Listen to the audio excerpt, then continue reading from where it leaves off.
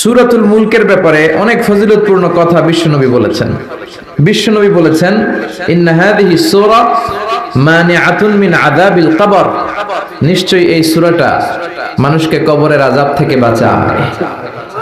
সুবহানাল্লাহ, বাড়িতে যাই বলেন, চিল্লায় পড়েন আল্লাহু আকবার। বিশ্বনবী বললেন, ইন্না ফিল কুরআনি লাসূরা, কোরআনের মধ্যে একটা সূরা আছে মানিআতুন মিন আযাবিল কবর, এই সূরা যে তেলাওয়াত করবে তাকে কবরের আযাব থেকে বাঁচাবে কে? আল্লাহ। কবরে যাওয়া লাগবে কি লাগবে না? কাদের লাগবে না? হাত তোলেন। তারপরে হাত তোলে, এরকম আছে না নেই? যাওয়া লাগবে। দাদা চলে গেল, বাবা চলে গেল, আমাকেও চলে যেতে হবে। আমার ছোট্ট ছোট্ট ছেলে মেয়েগুলো চলে যাবে। আমার বিবির পেটে ছোট্ট সন্তান দুনিয়াতে আসে নাই, ওইটা দুনিয়ায় আসবে। তারপরে যতদিন হায়াত পাওয়ার পাবে তারপরে যাবে, ঠিক কি না? একদিন মাটির ভেতরে হবে ঘরে মন আমার, কেন বাঁধো দালান ঘরে মন আমার, কেন বাঁধো দালান ঘর, ঠিক কি না? চলে যেতে হবে, থাকতে আসি নাই, সবাইকে যেতে হবে। কিন্তু আমাদের লাইফস্টাইল যদি আমরা খেয়াল করি, আমাদের মনে হয় কেউ আমরা যাব না, আজীবন থাকতে আসছি। কয় বাড়ি আমার, গাড়ি আমার, সব আমার, আমি খামু সব আমি, পেট এতটুকু, হ্যাঁ সব খাইব। কয় আমার, সব আমার, বাড়ি আমার, গাড়ি আমার, এলাকা আমার, আমার দাপট, আমার কথা চলবে আর কারো কথা নাই, এরকম কিছু ডাকাত আছে না নাই? আমার এলাকা, আমার সব, আমার বাড়ি, আমার গাড়ি, আমার ব্যাংক ব্যালেন্স, খালি আমার। আল্লাহ কয় কিচ্ছু তোমার না, সবকিছুর মালিক কে? কিন্তু তারপরও আমার আমার বলতে বেশি পছন্দ করি। যদি বলি গাড়িটা কার, কয় হুজুর আমার। বাড়িটা কার? আমার। বিল্ডিংটা কার? আমার। কেমন করে আপনার বাড়ি হয়? আপনার বাবাও যখন এই বাড়িতে থাকতো সেও বলতো আমার, দাদাও কইতো আমার, ঠিক কিনা? আপনি মরে গেলে ছেলে বলবে আমার। একটাই বাড়ি, সবাই কয় আমার। পরের জায়গা পরের বাড়ি, ঘর বাঁধিয়াই আমি রই, আমি তো সেই ঘরের মালিক নই। পরের জায়গা পরের বাড়ি, ঘর বাঁধিয়াই আমি রই, আমি তো সেই ঘরের মালিক নই, ঠিক না? এই দুই লাইনের গানের ভেতরে গোটা আখিরাতটা আছে। এই দুই লাইনের সঙ্গীতের ভেতরে পুরো ইসলামটা আছে। এই দুই লাইনের সঙ্গীতের ভেতরে 30 পারা কোরআনটা আছে, ঠিক কি না? থাকতে আসি নাই, চলে যেতে হবে। এজন্য সঙ্গীত যেটা গাবেন ওইটা ইসলাম দ্বারা অ্যাপ্রুভড হতে হবে, কোরআন দ্বারা জাস্টিফাইড হতে হবে। যে কোনো সঙ্গীত আপনি গেতে পারেন না যে সঙ্গীত আপনাকে কোরআনমুখী করে, যেই কবিতা আপনাকে ইসলামমুখী করে, যেই গান আপনার অন্তরে আল্লাহর ভয় জাগায়, ওগুলো আমাদের গান, জোরে কোন ঠিক কিনা? কিন্তু এদেশে আছে ব্যান্ডের গান, রক্স গান, আউলা গান, বাউলা গান, মরমি গান, আছে না নাই? কয় আগে কি সুন্দর দিন কাটাইতাম, গ্রামের নওজোয়ান হিন্দু মুসলমান মিলিয়া বাউলা গানার মুর্শিদি গাইতাম, আগে কি সুন্দর দিন কাটাইতাম। তো এখন সুন্দর কাটাস না, তোর কি সমস্যা? আগে সুন্দর দিন কাটাইতে, এখন তো ডিজিটাল বাংলাদেশ, এখন তো আরো সুন্দর দিন কাটাবা, কপাল পোড়া। খবরদার গানগুলো বুঝে শুনে গাবেন। এই লালনের গানে, বাউলা গানে ঢোল তবলা আছে না নাই? বিশ্বনবী ঢোল তবলা ভাঙার জন্য দুনিয়ায় এসেছেন। বিশ্বনবী বলেছেন, বুইসতু আন উকাসসিরাল মাজামির, ঢোল তবলা বাঁশি হারমোনিয়াম ভেঙে চুরমার করার জন্য বিশ্বনবীরে পাঠাইছে কে? এই জন্য যতগুলো গান ঢোল তবলা দিয়ে হয় মুসলমান ওগুলো শুনতে পারে। আবার যে গানে হিন্দুয়ানি ঘ্রাণ থাকে, শিরকের ঘ্রাণ থাকে, ইসলাম বিরোধী শক্তির ঘ্রাণ থাকে, সেই গান মুসলমানরা গেতে পারে। গত 2 সপ্তাহ আগে মারা গেছে বারি সিদ্দিকী। বারি সিদ্দিকীর গান পোলাপানরা গায় কি গায় না? বারি সিদ্দিকীর ফ্যান আছে না নাই? বুঝে শুনে গাইতে হবে, বুঝে শুনে শুনতে হবে মুসলমান, জোরে কোন ঠিক কিনা? এই লালন গান, বাউলা গান, বারি সিদ্দিকীর গান, এই গানের একটা কথা ভালো, 10টা খারাপ, ঠিক কিনা? একটা আপনারে কোরআনের কথা বলে মনে ঝলক সৃষ্টি করবে, আর 10টা লাইন দিয়ে মুশরিক বানায় দিবে, ঠিক কিনা? এজন্য খবরদার এগুলো শোনা যাবে না, এগুলো গাওয়া যাবে না। এগুলো হলো দ্বীন এলাহির new version. Akbar the great বলে সবাই, আসলে বেয়াদব ছিল এই লোকটা আকবর। 4টা ধর্ম মিলে নতুন এক ধর্ম বানাইছে, ইসলাম, শিখ, জৈন। এগুলো নিয়ে সে বানাইছে ইসলাম, হিন্দু, শিখ, জৈন, এই 4টা ধর্ম নিয়ে নতুন একটা ধর্ম সে বানাইছে, দ্বীন এলাহি। কে তোকে পারমিশন দিয়েছে ধর্ম বানানোর জন্য, কোন ঠিক কিনা? এজন্য অন্যান্য কালচার যদি মিক্স থাকে, হিন্দুয়ানি যদি গন্ধ থাকে, শিরকের যদি কোনো অংশ থাকে, ওই গানগুলো মুসলমানরা গেতে পারবে না। বারি সিদ্দিকের গানও শোনা যাবে, কয় আমি একটা জিন্দা লাশ, কাটিস না রে জংলারে বাস, আমার লইগা 3.5 হাত কবর খুঁড়িস না, আমি পীড়িতের নলে পোড়া, মরার পরে আমায় পুরিস না। আছে না নাই? প্রথম লাইনে বলে আমারে কবর দিস না, দ্বিতীয় লাইনে বলে আমারে শ্মশানে পুরিস না। এক মুসলমানের অন্তরের মধ্যে 2 ধর্ম থাকতে পারে। মুসলমানকে আগুনে জ্বালানো হয় না, মুসলমান মরার পরেও তার একটা সম্মান আছে না নাই? ভেজাল আছে না নাই? আছে না নাই? এজন্য গান শুনলে শুনবেন নজরুলের লেখা ইসলামী গান, কবি ফররুক আহমদের গান, জাগ্রত কবি মুহিব খানের গান, কবি আল মাহমুদের গান। গান যদি শুনতে হয় সাইমিম শিল্পী গোষ্ঠীর গান, কলরবের ছোট্ট ছোট্ট বাচ্চাদের গান, ঠিক কিনা? সালাতে কায়েম করো, সালাতে কায়েম করো, হবে সম্মানী তুমি, হবে জান্নাতি তুমি, হবে সম্মানী তুমি, হবে জান্নাতি তুমি। সালাত তোমার অঙ্গে মাখো, সঙ্গে রাখো, তবেই তো মুমিন। রব্বি আলা আলা রব্বি আলা আযীম। আল্লাহু আকবার। কি সুন্দর বাচ্চাগুলো পাগড়ি পরে গান গায়, এগুলো শিখানোর দরকার আছে না নেই? এই জন্য কবরে যেতে হবে, কবরের প্রিপারেশন নিতে হবে। বিশ্বনবী বললেন যারা সূরাতুল মুলক তেলাওয়াত করবে কবরের আযাব থেকে বাঁচাবে কে? আবার বিশ্বনবী বললেন শাফাআত লি সাহিবিহা, যে ব্যক্তি এই সূরা তেলাওয়াত করবে তার জন্য এই সূরাটা কিয়ামতের দিন আল্লাহর কাছে সুপারিশ করবে। সুবহানাল্লাহ নাই? আর জোরে সুবহানাল্লাহ। কোরআন সুপারিশ করবে আল্লাহর কাছে। আল্লাহ সুপারিশ ফেলে দিতে পারবে? প্রধানমন্ত্রীর কাছে যদি অর্থমন্ত্রী কোনো সুপারিশ নিয়ে যায়, প্রধানমন্ত্রী ফেলে দিতে পারবে? পররাষ্ট্রমন্ত্রী যদি কোনো সুপারিশ করে, রেকমেন্ডেশন করে, ফেলে দিতে পারবে? কোরআন যদি সুপারিশ করে কবুল করে নিবে কে?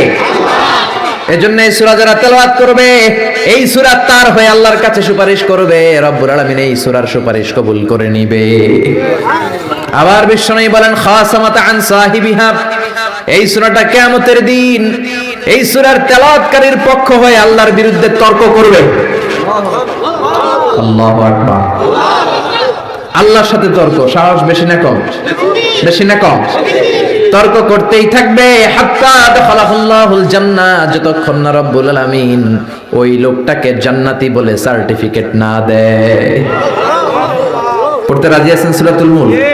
এজন্য বিশ্বনবী বলতেন মান কারা বিহা ফি লাইলা, রাতে যে সূরাটা তেলাওয়াত করবে তার আমলনামার মধ্যে সওয়াব দিয়ে পূর্ণ করবে কে? আল্লাহ। এজন্য বিশ্বনবী দরদ মাখা কণ্ঠে বলেছেন আমি চাই আমার প্রতিটা উম্মতের হৃদয়ে এই সূরাতুল মুলকটা গাথা থাক। আমি চাই এই সূরাটা আমার প্রতিটা উম্মতের কলিজায় লিপিবদ্ধ থাক। আমি চাই 30টা আয়াতের এই সূরাতুল মুলক আমার প্রতিটা উম্মতের সিনার মধ্যে লিপিবদ্ধ থাক। সুবহানাল্লাহ। মুখস্থ করতে রাজি আছেন? সবাই করবেন? যারা ইনশাআল্লাহ বলেন নাই তারা তো আর করবেন না, না? করবেন? করবেন? সবাই করবেন? মাত্র 30টা আয়াত। কয় আয়াত? এক মাসে কয় দিন? আপনাদের সামুকসারে এক মাস কয় দিনে হয়? এদিকেও 30 দিনে। তাহলে প্রতিদিন যদি একটা করে আয়াত আপনি মুখস্থ করেন, আপনার সূরাটা মুখস্থ করতে লাগবে কয় দিন? জোরে বলেন। এটা আপনাদের বাড়ির কাজ, শামুকসারবাসীদের জন্য বাড়ির কাজ, হোমওয়ার্ক। কোরআন পড়া হয় না। আগামী এক মাসে এই শামুকসারের প্রত্যেকের হৃদয়ের ভিতরে এই সূরাতুল মুলক থাকার দরকার আছে না নাই? রাজি আছেন? রাজি আছেন? চিৎকার করে পড়েন ইনশাআল্লাহ। এই সূরাটার মধ্যে নাস্তিকদের জন্য কিছু ডোজ আছে, ডোজ। নাস্তিকদের জন্য কিছু ডোজ দিয়েছে কে? মেডিসিন দিয়েছে কে? আমরা আল্লাহরে বিশ্বাস করি, আমরা আস্তিক। যারা করে না তারা কি? আমরা আস্তিক হতে চাই না নাস্তিক? নাস্তিকরা বলে আমরা স্রষ্টা মানি না, কারণ স্রষ্টা দেখি না।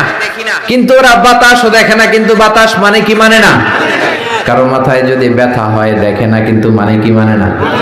Bad headache, someone feel bad headache in his head, so why do you believe on that? কেন মাথা ব্যথা মানো? Do you see the air in the atmosphere? বাতাসে যে বায়ুমণ্ডলে যে বাতাস, এটাকে আমরা দেখতে পাই। তো নাস্তিক ভাইরা, তোমরা বাতাসে বিশ্বাস করো কেন? কপাল পোড়া।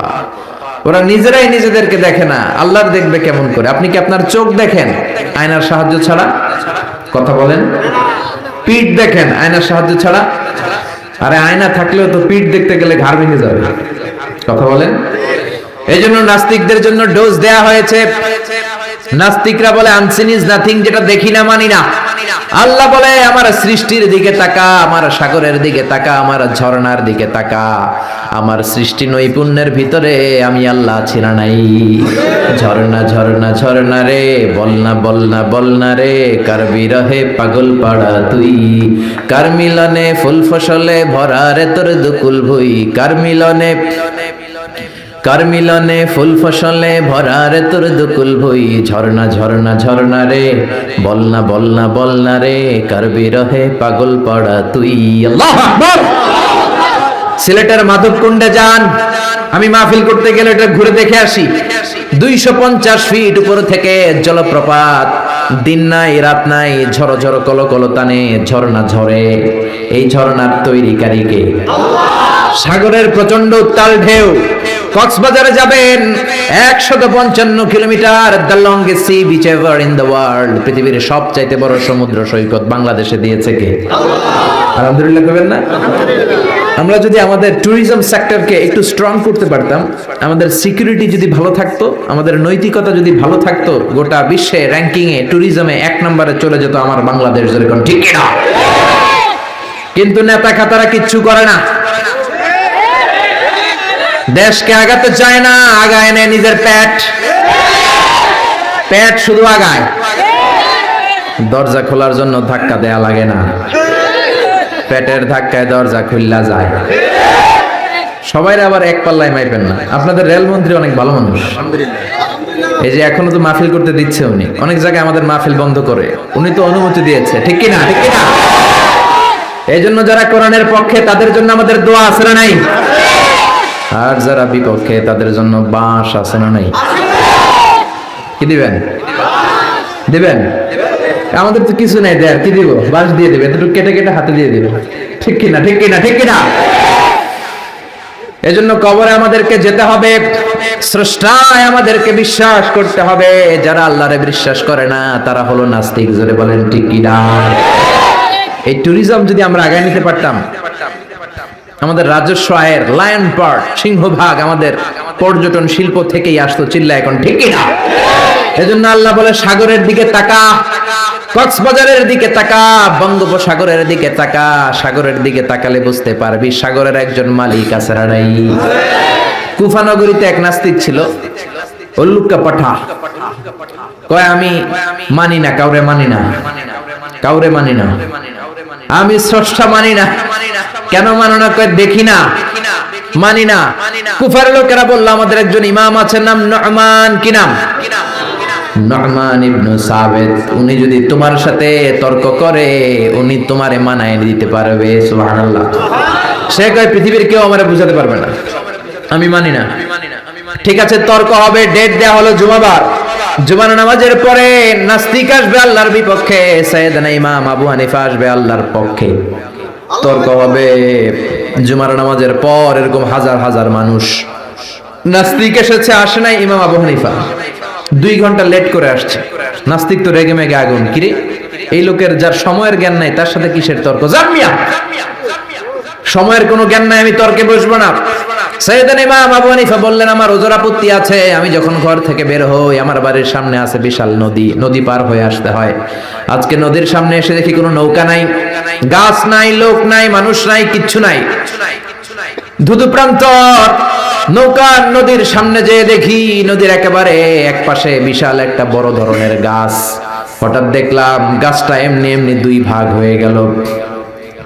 হঠাৎ দেখি এমনি এমনি গাছের ভেতর থেকে কাঠ বেরোলো, তক্তা বেরোলো। হঠাৎ দেখলাম এমনি এমনি তক্তা দুইটা জোড়া লেগে নৌকা হয়ে গেল। মাঝি নাই, লগি নাই, বৈঠা নাই, মাঝি ছাড়া নৌকার মধ্যে বসলাম। মাঝি ছাড়া নৌকা আমাকে নদীর এপার থেকে টান দিয়ে ওপার নিয়ে গেল। এই প্রসিডিউরটা হতে আমার 2 ঘন্টা সময় লাগছে। 2 ঘন্টা লাগছে, এই জন্য দেরি হয়েছে। নাস্তিক কয় তোদের ইমাম ডাইল খাইছে, ডাইল কি খায় আসছে জিজ্ঞেস কর, মাথা ঠিক নাই। এমনি এমনি গাছ কাটে নাকি? এমনি এমনি তক্তা জোড়া লাগে নাকি? করাত ছাড়া গাছ কাটা যায় নাকি? মিস্ত্রি ছাড়া নৌকা হয় নাকি? মাঝি ছাড়া নৌকা চলে নাকি? এমনি এমনি কিচ্ছু হয় নাকি? ইমাম আবু হানিফা বললেন, এই তো আপনি লাইনে আসছেন, এমনি এমনি কিচ্ছু হয় না। তাহলে আকাশ কেমন করে এমনি এমনি হলো?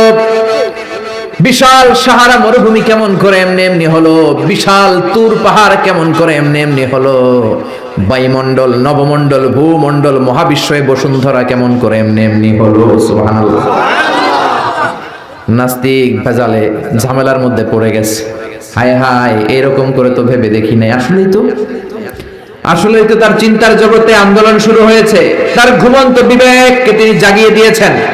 ইমাম আবু হানিফার কথা শুনে নাস্তিকের মুখ দিয়ে কোনো কথা নাই, মনে মনে কয় আসলেই তো আমি একটা উল্লুকা পাঠা।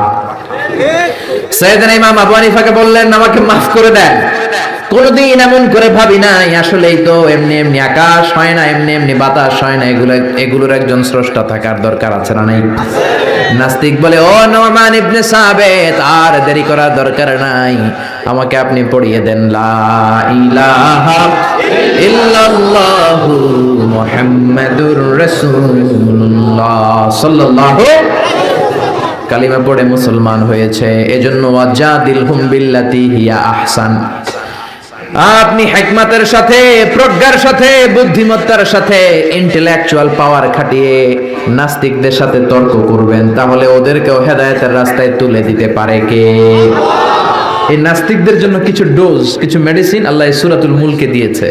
যদি শেষ পর্যন্ত এরকম নীরব হয়ে আপনারা বসে থাকেন, আমরা একসাথে শুনবো। পড়েন ইনশাআল্লাহ, আর জোরে ইনশাআল্লাহ।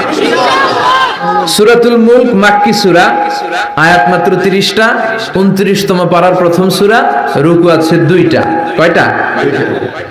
মুলক মানে হচ্ছে ক্ষমতা, মুলক মানে পাওয়ার, মুলক মানে কিংডম, মুলক মানে অথরিটি, মুলক মানে সভরেইনটি। আল্লাহ শুরু করলেন, তাবারাকাল্লাযী বিয়াদিহিল মুলকু ওয়া হুয়া আলা কুল্লি শাইইন কাদির।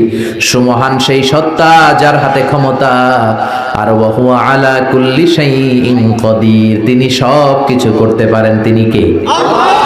খেয়াল করে বুঝবেন। আল্লাহ বললেন বিয়াদিহিল মুলকু, তাবারাকাল্লাযী, সুমহান সেই আল্লাহ, বিয়াদিহিল মুলকু, তার হাতে ক্ষমতা। ক্ষমতা কার হাতে? জোরে কোন, কার হাতে? নাকি আপনাদের হাতে? আপনারা তো কোন সব ক্ষমতার মালিক, আমি খায়া ফেলাম, সব খায়া ফেলাইব, সব ক্ষমতার মালিক আমি, আমার দাপট। আল্লাহ কয় তোর কোনো দাপট নাই, দাপট কার? বিয়াদিহিল মুলকু, ক্ষমতার মালিক তিনি, আমাদের কোনো ক্ষমতা নাই। ক্ষমতার মালিক হলেন আমাদের আল্লাহ, ঠিক কিনা? কিসের আবার আমাদের ক্ষমতা? আমরা তো দুর্বল। ওয়া খুলিকাল ইনসানু দাঈফা, আমাদেরকে দুর্বল করে বানালো কে? ছোট্টবেলায় ছিলাম দুর্বল, নিজের পেশাব নিজে খেয়েছি, নিজের পায়খানা নিজে খেয়েছি।